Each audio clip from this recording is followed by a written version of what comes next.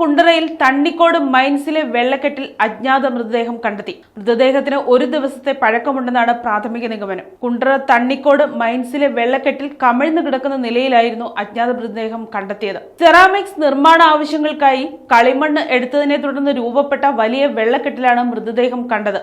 ഇന്നലെ തന്നെ വെള്ളക്കെട്ടിന്റെ ഒരു മൂലയിലായി എന്തോ കിടക്കുന്നത് പ്രദേശവാസികളുടെ ശ്രദ്ധയിൽപ്പെട്ടിരുന്നു. എന്നാൽ ഇതൊരു ചാക്കുകെട്ടാണെന്ന് കരുതി ആരും അത്ര ഗൗനിച്ചിരുന്നില്ല. ഇന്ന് രാവിലെ മൃതദേഹം കരയോട് അടുത്ത് ഒഴുകിയെത്തിയപ്പോഴാണ് മനുഷ്യന്റേതാണെന്ന് നാട്ടുകാർ തിരിച്ചറിയുന്നത്. തുടർന്ന് വാർഡ് മെമ്പർ ഇടപെട്ട് പോലീസിലും മറ്റ് ബന്ധപ്പെട്ട വകുപ്പുകളിലും വിവരമറിയിക്കുകയായിരുന്നു. കുണ്ടറ പോലീസും മറ്റു ഉദ്യോഗസ്ഥരും നിലവിൽ സംഭവസ്ഥലത്തെത്തി പരിശോധനകൾ നടത്തിവരികയാണ്.